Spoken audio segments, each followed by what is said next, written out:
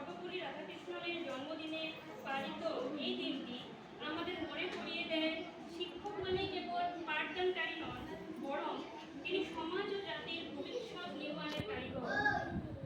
আচার্য দেবভব, তোমরা আমার সাথে একসাথে বলো তো, নমস্কার। আচার্য দেবভব, বেদে লেখা এই মন্ত্র কেবল শ্লোক নয়, এটা একটা শ্লোক নয় কেবল, এটি আমাদের সংস্কৃতির প্রাণস্বর, যেখানে এটার অর্থ হলো যে গুরু মানে ঈশ্বরের প্রতিমূর্তি। ভারতবর্ষে প্রতি বছর 5ই সেপ্টেম্বর অত্যন্ত গর্বের সঙ্গে শিক্ষক দিবস পালিত হয়। একটি শিশু জন্ম নেওয়ার পর থেকে সে শিক্ষা অর্জন করতে শুরু করে এবং প্রথম শিক্ষা আগে মায়ের কাছ থেকে সে পায়।